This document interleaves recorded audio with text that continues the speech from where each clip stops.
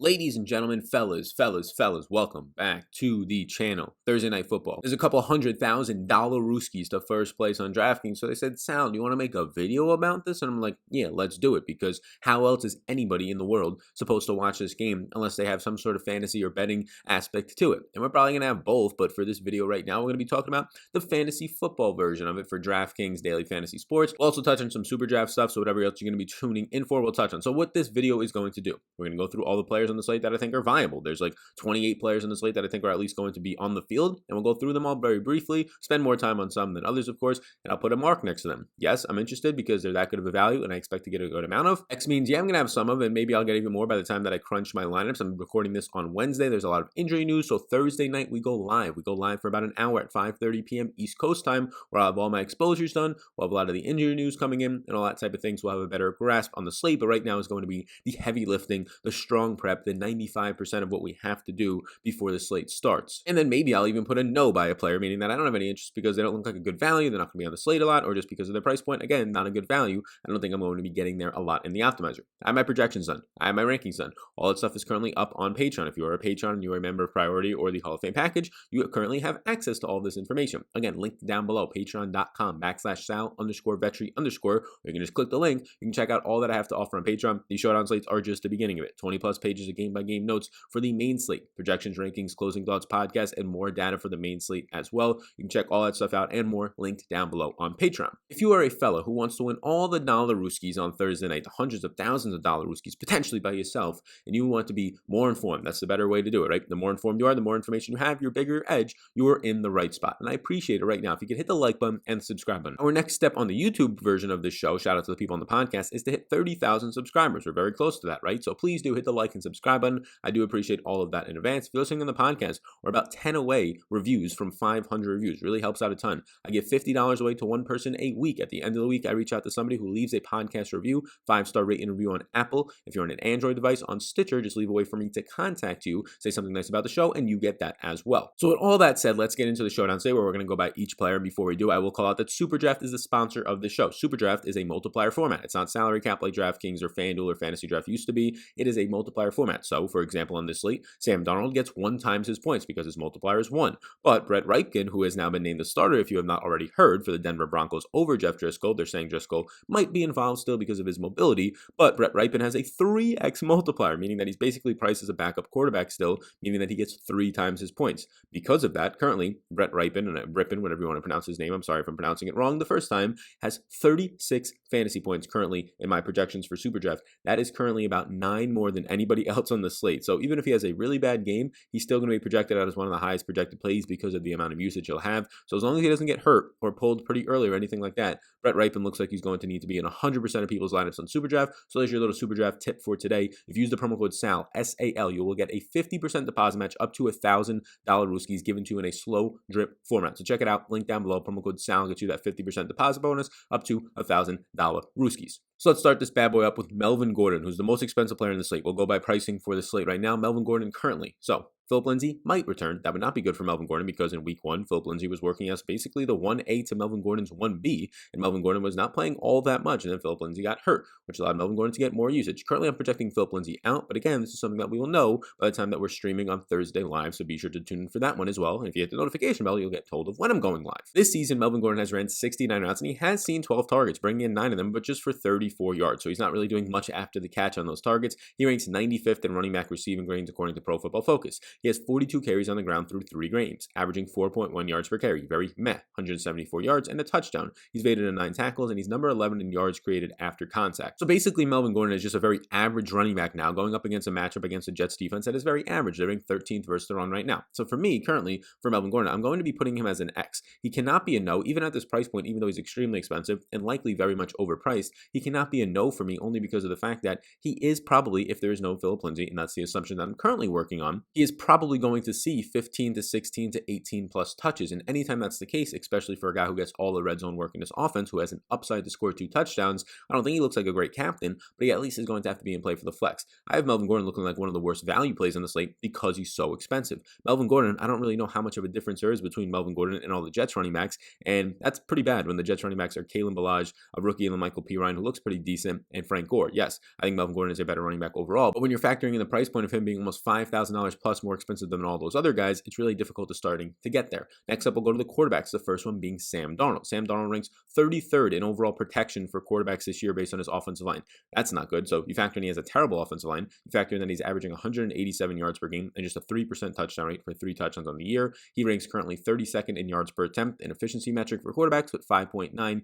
yards per attempt, and his weapons, quote unquote, his weapons are absolutely brutal right now. Now, maybe this gets better before the game starts, but he's currently been down his top 3 receivers in back-to-back weeks. Rookie Denzel Mims, Jamison Crowder in the slot, his probably number 1 receiver, and then Brashad Perriman on the outside. He's been working with currently right now Chris Hogan and Braxton Berrios as his top receivers. And yes, Josh Malone was one of his top 3 receivers in week 2. And then that top receiver quickly turned into, who ended up being Lawrence Kager, who I think that's how it is pronounced. I'm not really sure who that is. So Sam Darnold is not in a great spot. He's 26 in overall true completion percentage. No offensive line against a team that's not pressuring all that much right now, has a good run defense, has an average secondary, and is very good at tackling in Denver, but at least they're not as good on the pressure unit. Again, no Von Miller for the rest of the year. Potentially Denver down their 3 best players this year in Courtland Sutton, Von Miller, and then you can throw in Drew Lock to an extent into that bucket. Also, Philip Lindsay to an extent, another top player on their team on the offensive side of the ball. So Sam Darnold for me currently is going to be an X. Both of these quarterbacks, I have Sam Darnold projected out for more points than Ripon right now, but it's not by that much. Both of these quarterbacks are in the 10K plus range. Honestly, on this slate, both of these quarterbacks should probably be in the 9K range and even arguably the 8K range based on the projections that I have for them. The good news for Sam Darnold is that as the week goes on, things can only get better. There has not been an update as I am recording on Brashad Perriman. He is considered week to week with an ankle,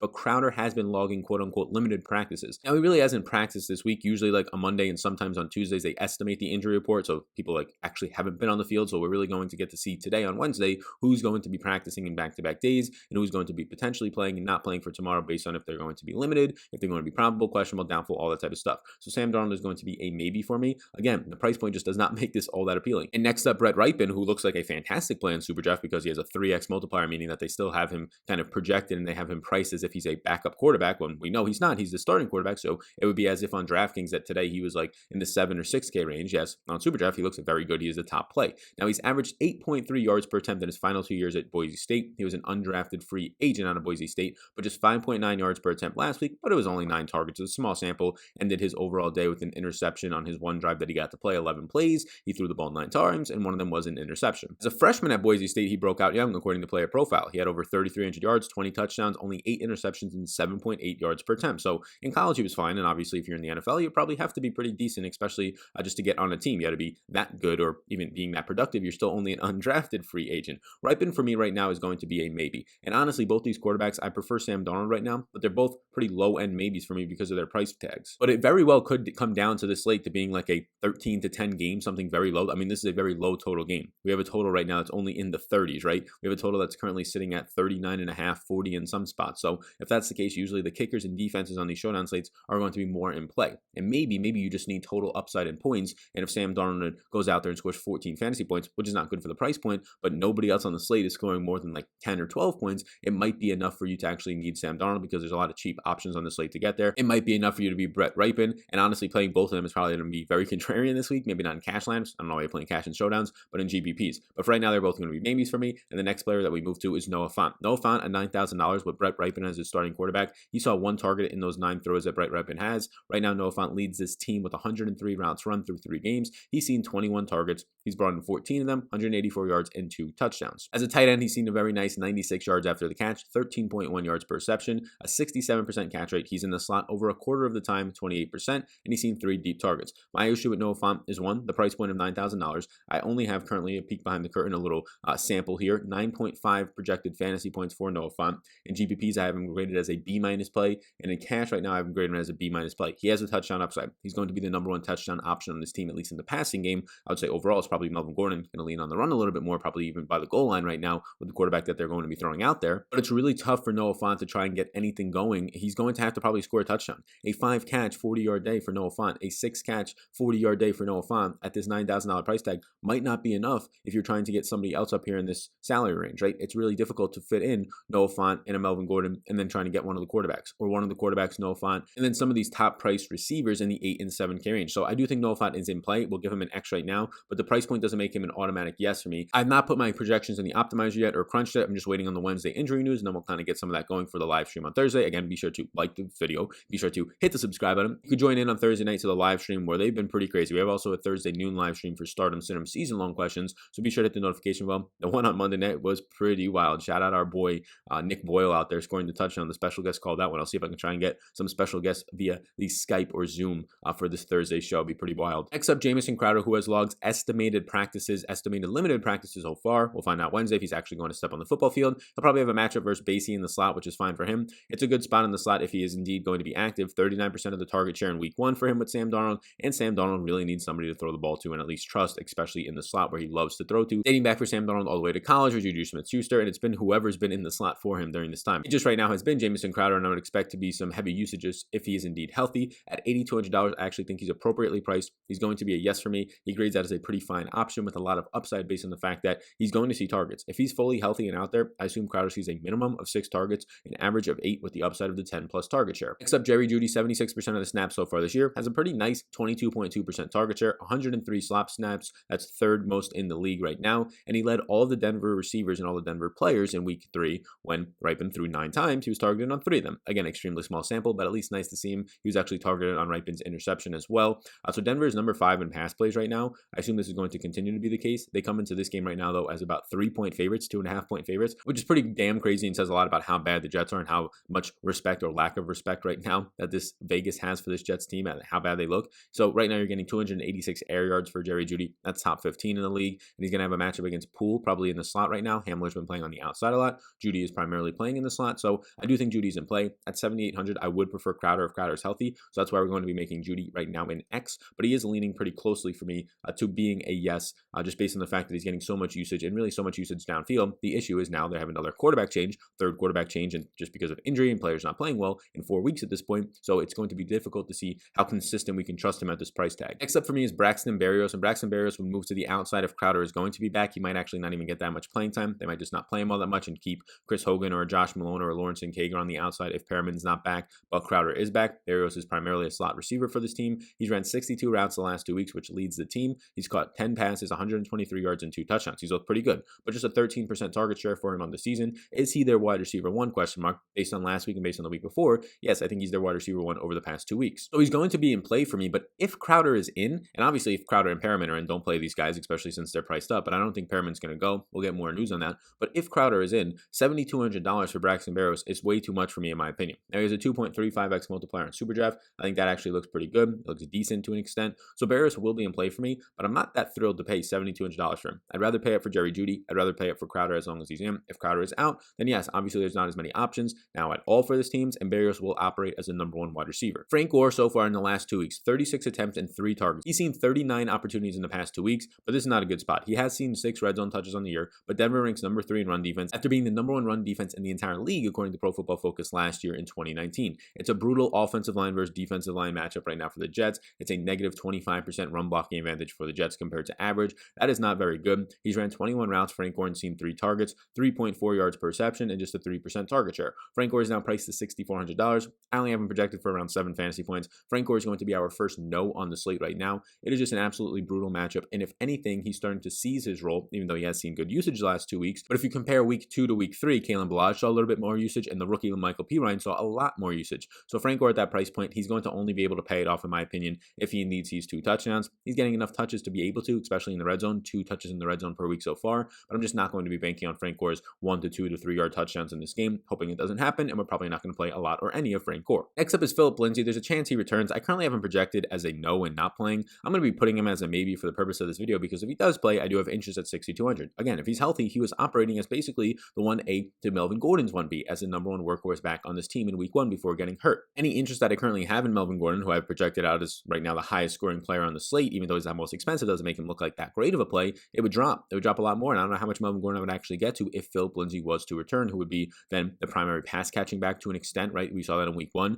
and maybe even the one to see the most carries on the ground in week 1, and that's what we were seeing before he got hurt. So right now, Philip Lindsay at 6,200, yeah, his price point might be a little bit expensive, but I'm going to be putting him in as a maybe right now. And another big reason as to why he's a maybe is just if you look at the 6 and 5K range, and we're about to get to it, there's really not a lot of people in his price range. So if you're stuck in that price range, I would prefer Philip Lindsay if he's healthy to Frank Gore right now. I might even prefer him to Braxton Berrios if Jamison Crowder was to play. And then I do prefer him to the guys below him, as in Kalen Ballage. Kalen Ballage is so expensive right now. It makes no sense to me at $5,800. Through 2 games, he's seen 10 opportunities, just 3 carries and 7 targets. Now he's brought in all 7 of those targets, but I don't expect that to continue. He brought in 5 of them, 5 targets for 5 receptions in week 3. He's had no red zone touches. He's had 69 total yards so far, 14 routes run. So on his 14 routes, he's seen 7 targets and 7 receptions. He's seen a 50% target rate on his routes run. That is not going to continue by any means. You know what that tells me? That tells you that last week they were trailing by a lot to the Colts and they were in just pass happy mode. He was running all of his routes in the second half and they were trailing from behind and they were just checking it down to Kalen Ballage. I'm not going to expect that, especially in a game today where they're only 3-point, 2.5-point underdogs. I don't think he's going to be seeing targets on almost every single one of his routes run. He has seen a 12% target share, just 19% of the snaps. And another thing that docks him is that LaMichael P. Ryan's role increased from week 1 where he didn't play to week 2 and then week 2 to week 3 in a pretty major way. So for me, Kalen Ballage might be one of the worst plays on the slate at $5,800. In my opinion, he should be probably priced in the 3K range, probably even the 2K range. If you tell me that Kalen Ballage's upside is if they trail in a big way, and then even then his upside is just seeing like 4 or 5 targets, and maybe he brings in 3, 4, or 5 of them, that's not really all that much upside of $5,800. Even if you told me that Kalen Ballage catches 4 balls right now for 30 yards, 7 fantasy points at this price point, probably doesn't get it done for you, and I have him projected for way less than that. Next up is the Broncos defense. I'm going to have interest here. They're ranked 9th overall right now, 3rd against the run. They're ranked 28th in pressure, which is the one spot that you may actually get some upside maybe from Sam Darnold with a bad offensive line. Top 10 in tackling and 14th overall in coverage. They are priced up to $5,600. They look like a fine play today. A lot of the defenses and kickers are going to be in play on a slate that only is projected in a game for under 40 overall points. Anytime that you're in the 30s, or at least some books have it in the 30s at 39, 39 and a half, whatever it might be,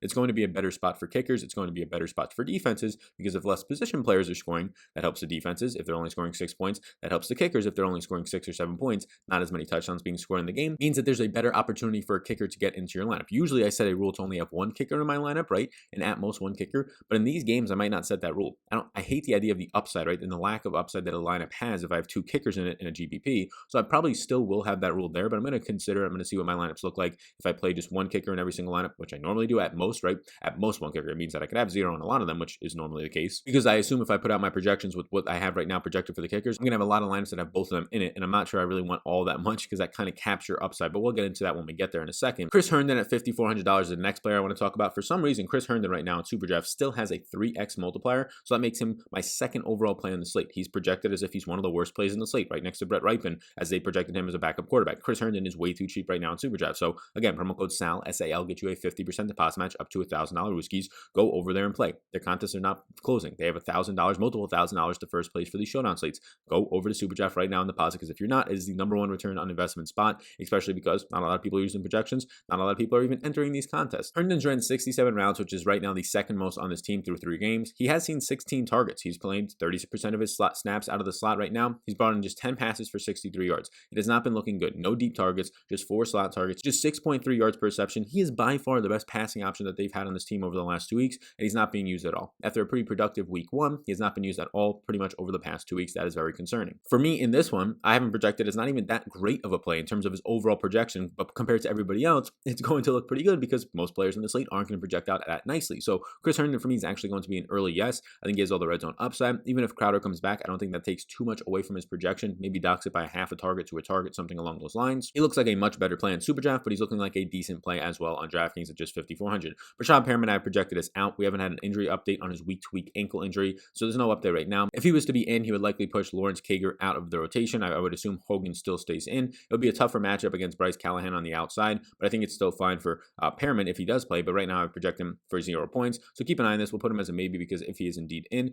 he's going to be somebody I have interest in at just $5,200, operating as the #1 downfield option. Played 100% of the snaps week 1 before getting hurt week 2. Next up, some receivers from Denver, Tim Patrick and KJ Hamler. I'll have interest in both of them right now. Look, Tim Patrick in week 3 ran 41 routes. He saw 2 targets overall from Rypien on those 9 throws, a 13% target share so far on the year. He's brought in 10 catches, 96 yards, and a touchdown. He's had 4 deep targets, which is tied for 4th in the league right now. He has a matchup versus Daysire, who is the former Indianapolis Colts cornerback. It's a tough spot. He doesn't give up a lot of deep plays. He plays a lot of people in front of him right now. So for Tim Patrick at $5,000, if you project somewhere around 4 or 5 targets for him, a lot of them usually being at least downfield, hence the 4 deep targets on the year, he'll be interesting to me. He'll be right now a maybe, not somebody that I want to get too much over the field on. And next up, we get to KJ Hamler. KJ Hamler is somebody that I do want to get some of, right? So he led Denver in week 3 with 44 routes. He went 3 receptions for 30 yards on 5 targets. No ripened targets though, so that's at least something to point out. Again, a small sample. He's seen about a 16% target share in the year, second only to Jerry Jeudy on this team from the wide receiver position. He's been used in the slot just 16% of the times because Jerry Jeudy's operating there, so he's on the outside where he has some more big play upside. He's had 13 yards per reception so far, just 8 yards after the catch. And so far in the season, he has had 6 catches for 78 yards, keeping in mind that he really did not play in week 1. He's just had 2 games to work with. So KJ Hamler for me at 4,800 is going to be a yes. He's another guy who has a 3x multiplier in Superdraft. That is the highest multiplier. He's way too underpriced. Him, Herndon right now, and Ripon over there in Superdraft. So be sure to get those guys into at least one of your Superdraft lineups, if not a lot of them. Hamler for me, if I can project him to see 4 to 6 targets at this price range, it's going to at least be interesting because he is priced so closely to the kickers, but we obviously know as a wide receiver running a ton of routes, leading the team last week in routes, he has way more upside than the kickers in this matchup because if he finds his way into the end zone, he's likely going to automatically outscore them. Next up, we'll have a couple of the kickers here towards this list. You can see I'm going to have interest in the kickers. Yes, I'm going to have an interest in them by a good amount because look, they're going to project out as some of the best value plays on the slate at their price points, especially on a low scoring slate where kickers usually, at least projected by Vegas low scoring, usually get into the games and get into the winning lineups a lot more. So both kickers for me are going to be in play. They're not both yeses just yet. We'll run the optimizer and I'll see if they end up being yeses, but both kickers are in play. I have them projected out for similar points. I have McManus for more at this point. They're both priced very similarly, so I'll see what I end up getting on the show on Thursday night at 6 p.m. or 5:30 p.m. Eastern time. So be sure to hit the like, subscribe, all those things, and notification bell so you can be notified. The Jets defense I'll have interest in as well. Look, they're going up against a third-string quarterback who is an undrafted free agent out of Boise State who won 9 attempts last week, looked half decent through an interception. You have to at least have some interest in them on a showdown slate at just $40,000. They're ranked 25th overall right now in defense. Their defense is not good, just as well as their offense is not good. They're average against the run. They're 31st in tackling. They're dead last in coverage right now. So Brett Ripon could not have asked for a better matchup. The issue is he's got a guy right now, an undrafted free agent, starting on a short week as a third-string quarterback. So maybe that's an advantage or disadvantage for the Jets, not having a lot of film on him. They rank 19th in pressure. They are not good anywhere right now. So this matchup might actually be a beneficial one for Ripon. I do prefer the Denver Broncos defense currently to the Jets, but the Jets will be in play for me. And then we get to some of the guys on the bottom of this list. So I'll scroll it up just a little bit here, and you can see right now that I have Deshaun Hamilton down here. Don't have much interest. Deshaun Hamilton, just 19% of the snaps in week 3, but he did not run any routes. Deontay Spencer actually ran more routes than him and had 1 reception on 1 target. He's seen just 8.6% of the team target share. The veteran out of Penn State now in Deshaun Hamilton. Not going to have much interest here. Just 2 receptions all year long at $3,400. I don't know how he's not a 3x multiplier. I'll have no interest in Deshaun Hamilton, who seems to have gotten pushed out of the 3 wide receiver sets last week for Deontay Spencer. Maybe there was an injury that I didn't see, but for right now, I'm not going to have interest either way. Chris Hogan is cheaper, I don't know how, than Deshaun Hamilton. Chris Hogan is running a lot of routes. Now keep in mind, if indeed Brashad Perriman is back and Crowder is back, I don't have as much interest in Hogan. But if it's the same wide receivers on a short week that they're going to roll out there that they have for pretty much the past 1 to 2 weeks, I will have a good amount of interest in Chris Hogan. Yes, he got goose egg last week. He had no catches. He didn't see any targets. But he's been playing 94% of the snaps this year. He's been seeing almost a 17% target share. He's ran 90 routes and he has 94% route participation. So pretty much almost every single time Sam Darnold drops back, this man in Chris Hogan is also running a route on those. He's had 7 catches for 75 yards on the year. Keep in mind, that's just through week 1 and 2 because he was goose egg last week for no catches, no targets. So he ran 25 routes though, so he was still involved in week 3. And it was just a wacky game flow all over the place where they were checking the ball down a ton. They were 50-50 run pass, even though Sam Darnold threw 2 pick sixes and was down by a major amount. So right now, $3,200 Chris Hogan, he has a 2.9x multiplier in Superdraft. That's looking decent. Maybe not great, but decent. He looks really good on DraftKings in my opinion, if indeed there's no Perriman. And if there's no Crowder, he looks even better. He's going to be on the outside. He's going to have a similar role to Braxton Berrios in my opinion. Look, Braxton Berrios and Hogan are probably both going to run around 30 routes in this game, somewhere along those lines. But Braxton Berrios is priced at $7,200. This is the ultimate recency bias play. Braxton Berrios has had a touchdown in each of the past 2 weeks and looked good out there. Chris Hogan did not do anything last week, but for Chris Hogan, he's priced like $4,000 cheaper. Doesn't make any sense. Chris Hogan is going to be actually a yes for me right now. Next up, we'll have Royce Freeman, who I thought maybe was going to be interesting to me if there was no Philip Lindsay. So if there's no Philip Lindsay, I still don't even have that much interest in Royce Freeman. He doesn't grade out that nicely. I thought he was more involved over the last 2 weeks just watching the games than he actually was. The last 2 weeks, he's only ran 14 routes. He's caught just 2 balls on 2 targets for 31 yards. All of that was in week 3 as well in the passing game, the 2 catches on the 2 targets. And all he's done on the ground, 5 attempts for 24 yards. So all you've seen over these last 2 weeks since Philip Lindsay has been officially out for the entire game is just 7 opportunities for him. Now he's made the best of those 7 opportunities by overall having about 55 yards on them, which is pretty good to see from a yards per touch metric, but he's not getting all that much usage and he's $2,800. It's not like he's cheap. If he was in the $1,200 range, the $800 range, maybe it's interesting because on those 2 or 3 touches he gets, maybe he finds the end zone like our boy Nick Boyle on Monday Night Football, but I'm not going to be getting there right now at $2,800. The rookie running back LaMichael Pirine for the Jets out of University of Florida. In week 3, his role increased compared to week 2. He had 7 carries and he had 2 targets. So 9 opportunities at $1,800. If you gave me that again, I'd sign up for that all day on a Showdown slate. He ran 12 routes and he ended up seeing 2 receptions on those, and he played 35% of the snaps, so over a third of the snaps. On the season, he has 4.1 yards per carry and he's evaded 2 tackles. Look, La'Mical Piran's role from week 2 to week 3, he was out week 1, increased in a major way. So if you're telling me, even if La'Mical Piran, and this is a game where they're trailing by a ton the entire game, he ends up seeing 7 carries. Maybe there's an opportunity it goes up again. Maybe he sees 8 to 10 carries in this game. Maybe he runs 15 routes and he sees 2 more targets. If La'Mical Piran, and he can go out there and obviously see just 4 touches and it does not do anything for you, 4 touches for like 20 yards, and you're just sitting there with a dud in your lineup at 2 fantasy points. But on a Showdown slate, it's all about opportunity. And if La'Mical Piran at just $1,800 is going to get maybe 6 touches, maybe 10 opportunities, maybe the role increases and the game stays closer than it was a blowout last week, and they give him a couple more carries, right? So this role increasing is the reason why I don't like it a priced up Kalen Ballage. I don't like a priced up Frank Gore because he's only $1,800. So for me right now, La'Mical Piran is actually going to be a yes. Now, it doesn't mean I'm putting him into 100% of my lineups. It just means based on his price point and the usage that I'm going to project for him, it makes him an appealing play at this price tag. Now, an appealing play might just be 4 fantasy points. And maybe that's enough. Maybe it's not enough, depending on how much everybody else scored and what it allows you to open up in your lineup, because there are some expensive players in the slate. So he's a yes for me right now. That does not mean he'll be in 50% of my lineups. It might mean I have 15% La'Mical Piran, but the field's only going to have like 7%, so I'm double the field. So we'll see what ends up happening once I crunch all my lineups. That's pretty much it for me. I don't really have any interest in any of these other players. As I scroll down, there's only a couple players left on my sheet. It's just Jake Butt right now, Ryan Griffin, Nick Vannett, and Josh Malone. You might be saying, Sal, how don't you like Josh Malone? He was a starting wide receiver. Yeah, he was a starting wide receiver week 2, and then he was overtaken in week 3 by Lawrence Cager, and Lawrence Cager is not, as of right now, of me projecting this, in the Draftkings player pool. Josh Malone pretty much played no snaps. He didn't run any routes for the most part in week 3. That ended up being Lawrence Cager as the wide receiver 3 option. So unless they jump back to it, unless there was something about him being injured and we didn't know about it, it just looks like he got overtaken and they were not liking his play out there. So I have no interest in any of these guys down here. Jake Butts ran just 19 routes through 3 games.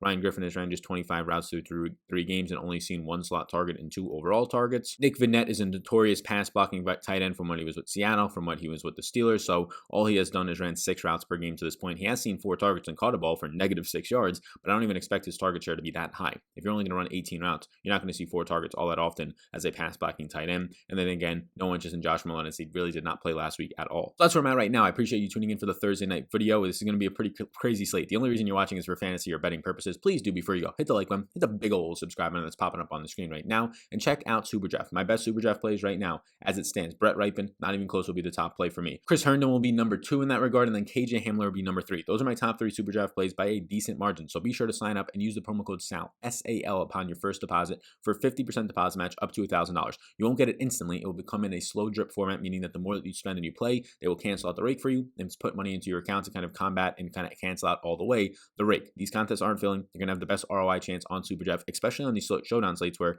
not a lot of people play them and not a lot of people have projections like I do. I have a lot of projections, rankings, all that stuff, models, 20 pages of game-by-game notes, a lot of other stuff as well for the week 4 and every single slate that we're going to have for the NFL, even into the XFL when that starts. It's very exciting. Link down below on my Patreon. You can check it all out. Patreon.com/Sal_Vetri_. Again, all that stuff is linked down below on my Patreon. Thank you so much for tuning in. Like and subscribe before you go. Support Super Draft, and you can follow me on Twitter for the rest of my content schedule for this week and the weeks moving forward at Sal Vetri DFS. I appreciate you all, and I'll see you in the next one.